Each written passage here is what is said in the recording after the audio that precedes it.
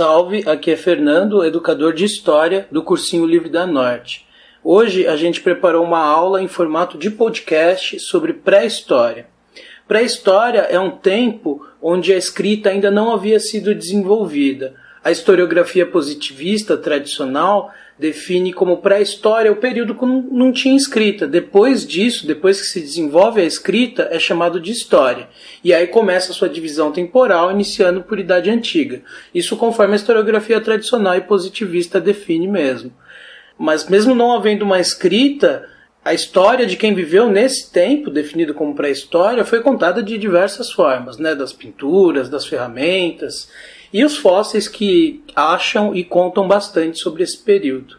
A pré-história é dividida em 3 períodos, que vão aproximadamente de 4 milhões de anos antes de Cristo até 4.000 antes de Cristo.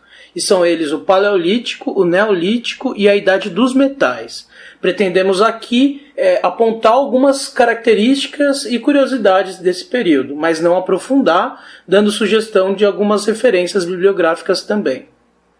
O período Paleolítico corresponde a aproximadamente 4 milhões de anos antes de Cristo a 10 mil anos antes de Cristo. E algumas características importantes desse período são a definição de pedra lascada, que diz muito a respeito da apropriação do ser humano de coisas da natureza como ferramenta, tipo pedra, folha, madeira, osso, usar para caçar, para transportar frutos, por exemplo, o que também já diz muito sobre o processo de manipulação da natureza que o ser humano começa a desenvolver nesse período, né? Entendendo o que a fauna e a flora poderia fornecer ou não, que plantas e animais que serviriam de alimentação ou não. E é importante dizer, né, que característica importante desse período é também o ser humano, o homem e a mulher, serem definidos como caçadores e coletores, né? Então, eles caçavam e coletavam os frutos. É um período também que o ser humano vive em bando, em clãs, em núcleos familiares extensos, assim por dizer. Habitavam cavernas e copas de árvores, principalmente cavernas, porque as copas de árvores talvez não forneciam toda a segurança necessária para sobreviverem.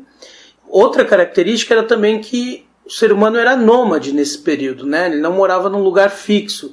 De tempos e tempos saíam à procura de outros lugares que lhe pudessem fornecer alimentação e segurança.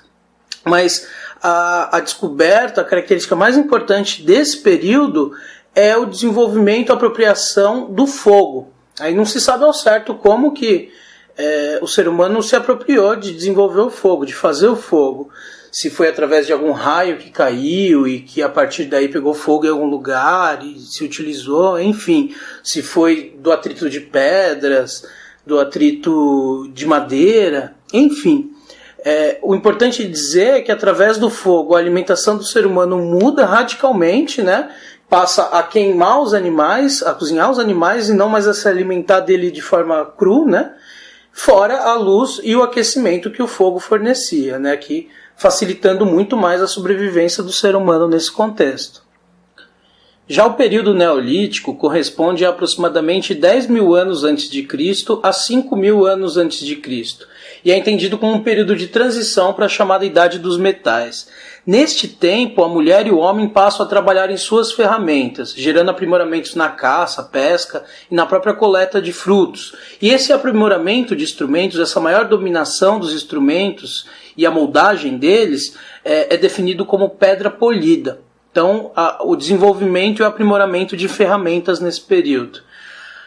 Algo muito importante que também acontece no Neolítico é a Revolução Agrícola, que diz sobre o desenvolvimento da agricultura pela mulher e o homem, a compreensão sobre as sementes e o processo de plantio, a lógica de irrigação e exposição ao sol de cada coisa que foi plantada. Algo que também favoreceu na agricultura foi a própria domesticação de animais, através da distribuição da força e peso com animais, né, no processo de preparação da terra, de plantação e colheita. Então, isso também causa uma grande influência no processo de agricultura, e a domesticação de animais influencia muito na alimentação do ser humano, né? Então, ao invés de depositar na caça, na pesca, tudo aquilo que precisava para se alimentar, começava a criar determinados animais e se alimentar do que era gerado por eles, como ovo e leite, por exemplo, além das suas próprias carnes, né? Todo esse contexto ele influencia muito o modo como que o ser humano passa a viver nesse período, de forma sedentária, né? Deixava de ser nômade, residindo mais fixamente nos lugares. Então tinha a agricultura, tinha coisa plantada, tinha como ficar no local, né? Por mais tempo. E também há uma organização social diferente nesse período, né? Os seres humanos passam a ter mais filhos, formarem núcleos familiares e a começar a se organizar socialmente. Algo muito importante que é descoberto nesse período é a roda, que também influencia muito no transporte, como na agricultura, e marca muito essa nova forma de viver, essa forma sedentária, né? Então a roda facilita muito os processos e os transportes, e enfim. Por fim, chegamos à Idade dos Metais, que vai aproximadamente de 5.000 anos antes de Cristo até 4.000 anos antes de Cristo. E tem como pontos importantes para sua compreensão o início do trabalho com fundição de cobre, ferro e bronze, o início da metalurgia, que influencia muito no desenvolvimento de diversas ferramentas e utensílios, como a própria panela, além de variadas armas utilizadas tanto para defesa como ataque nas disputas dos diversos clãs por alimentos e territórios. Há a formação de uma economia inicial através do comércio de excedentes, além do aumento da propriedade privada, o surgimento de classes sociais e a própria divisão do trabalho. Cidades e, posteriormente, grandes impérios são construídos, além do desenvolvimento da escrita, que é o fato que marca o fim da Idade dos Metais e marca o início da história em si, né? Além da gente apontar essas características da pré-história, vale dizer sobre outros pontos, outras curiosidades desse período, né? Acho que a primeira é que é atribuído o surgimento do ser humano, dos seus ancestrais mais próximos, pelo menos através do que foi encontrado arqueologicamente, é o nascimento do ser humano no continente africano, há mais ou menos aproximadamente 4 milhões de anos.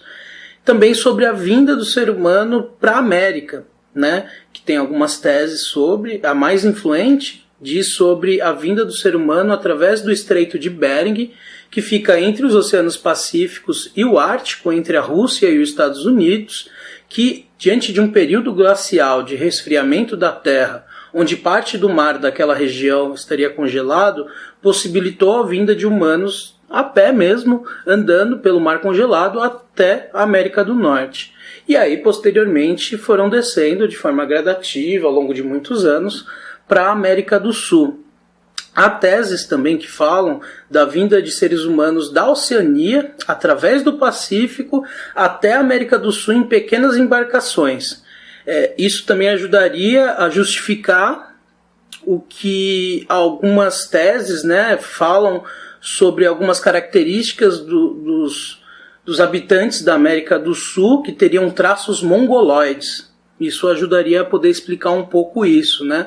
Como foi o caso do fóssil denominado como Luzia, a qual atribui essa origem étnica e que foi encontrado em Lagoa Santa, em Minas Gerais, e é datado de 11.500 a 13.000 anos antes de Cristo.